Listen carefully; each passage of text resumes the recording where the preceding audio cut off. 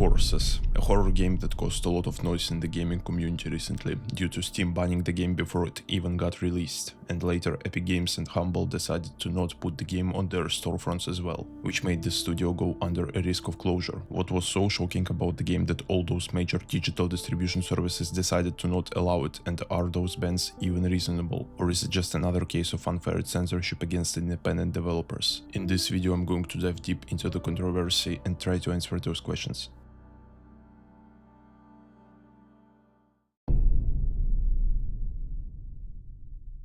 To start off, let's figure out what Horses even is. Horses is a psychological horror game developed by Italian studio Santa Ragione. The concept of the game was pitched to developers by Andrea Luca Borlea, an Italian filmmaker, and you can definitely see that a film graduate was involved if you play the game yourself. All the visuals are very inspired by surrealist cinema, and you can often see gameplay segments suddenly cutting to live action footage, all of which I assume was recorded for this game specifically. Borlea himself also stated that he was inspired by his childhood fear of horses and their handlers that he saw on a farm as a kid. In the game you play as a 20-year-old guy who got a job at a random farm, and the first person you meet is this lovely gentleman. I don't know what his name is, so let's just call him Uncle. The story happens throughout the course of 2 weeks, and every day is like a new chapter.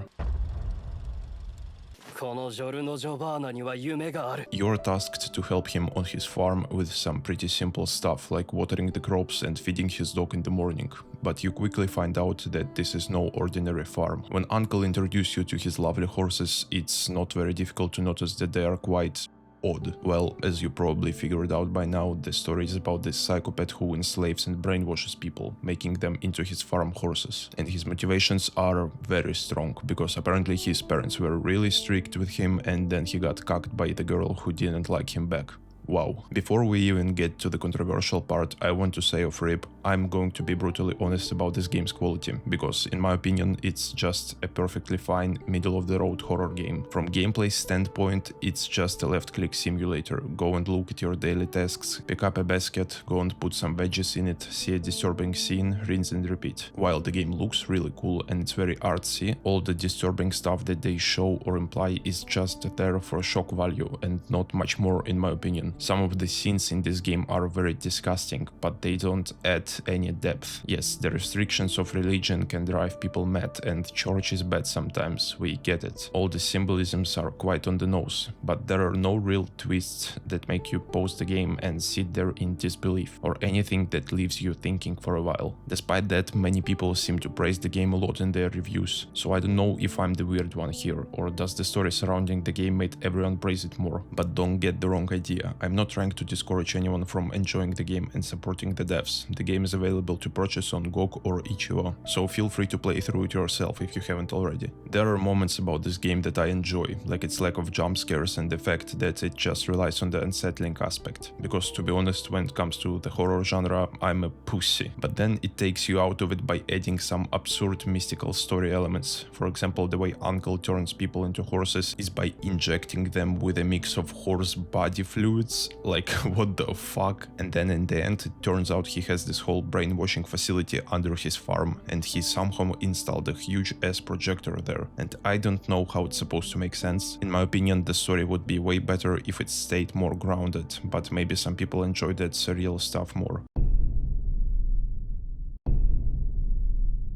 Now that we've established what Horses is all about, let's get into why it got banned from platforms like Steam and Epic Games. First, let's take a look at the statement that comes from the game's official website. Back in June 2023, just days prior to our scheduled announcement, we were informed that Horses will not ship on Steam. We were not given specific details about the content in question. For 2 years we asked for clarifications and the path to compliance, but we were directed to Steam's general guidelines, and our requests for review and appeal were denied over and over. This ban has nothing to do with the recent restriction on adult content pushed by payment processors. This decision was solely in the hands of Steam's curatorial team. For more information, I will also be referring to IGN article on the game, since they had a chance to speak with a person from the studio. So essentially, they sent an early copy of the game to Steam to get a coming soon page for their game, and Steam review team decided that the game is not allowed to be published on their service, also linking them to Steam's onboarding documentation. Regardless of developers' intentions with their product, we will not not distribute content that appears in our judgment to depict sexual conduct involving an underage character. If you are wondering, it is known which scene most likely made Steam decline horses. It's a scene that involved an underage character riding on top of one of the naked horse people. However, if you play the game today, the scene was changed, and now it's an adult woman. Santa Ragione even stated that making that character an adult makes more sense in context, considering the dialogue,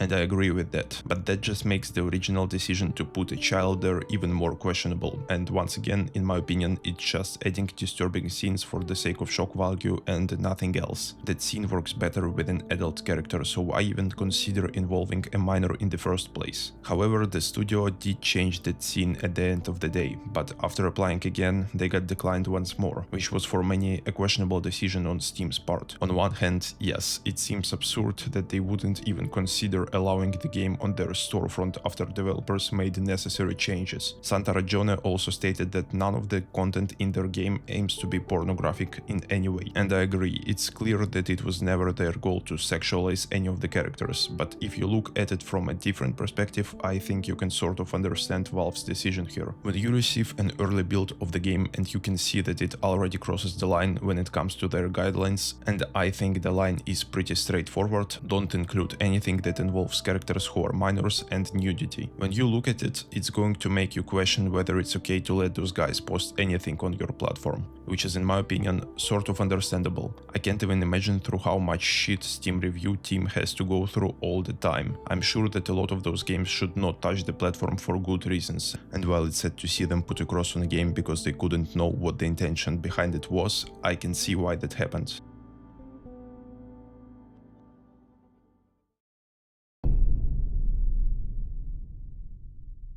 Censorship sucks, but also some people fucking suck. Some artists want to depict disturbing stuff because they genuinely believe it will enhance their stories, but not everyone who makes art has pure intentions, and it is a hard topic to tackle, to be completely honest. I want people to make shit that provokes emotions in me, no matter positive or negative, and if an artist decides to depict something horrible in the story, they should have all the rights to do so, but as an artist you need to have an understanding of how to correctly showcase those types of things, and you have to understand why certain limitations exist. I often see people defend whatever people put out there because everyone should have an artistic freedom. But would you use the same logic to defend something like lollies? I mean, by all definition, it's an artistic depiction of a fictional character, but I think it's pretty clear what authors' intentions are when making that type of art and what type of audience they want to attract. It's undoubtedly difficult to figure out where the line is and when people cross that line. Just to give you some more food for thought, let's take a look at one of the most beloved pieces of fiction ever, Berserk. Berserk shows a lot of heavy stuff in the manga, and I think it's almost always serves purpose in the story. However, I want to bring up two kind of similar scenes from the manga and explain why I think one of them was done way better than the other. In the backstory of the main character Guts, there is a horrible moment when a person who Guts views as his adopted father sells him to some despicable bastard to earn some money, and during the night Guts gets violated. This scene is very heavy and hard to read, but it serves as an important element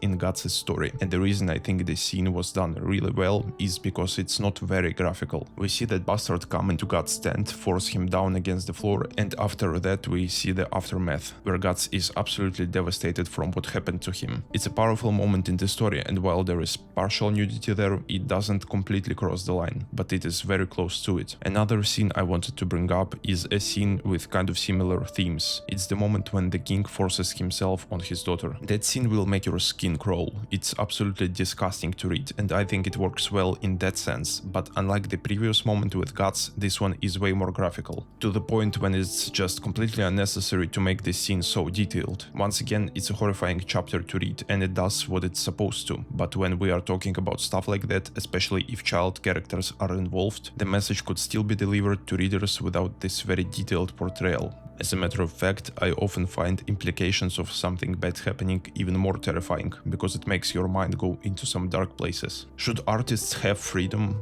Of course. Is there a reasonable explanation why some platforms want to set certain limitations? In my opinion, there is. What happened to Horses is very sad. After playing through the game, I am confident its creators didn't actually have any horrible intentions, but they were a bit careless when making the game. Do I think they deserved to be punished so severely? even though they were ready to fix their product? Probably not, but hopefully I was able to convey my thoughts about the situation well. Thank you for watching, and until next time.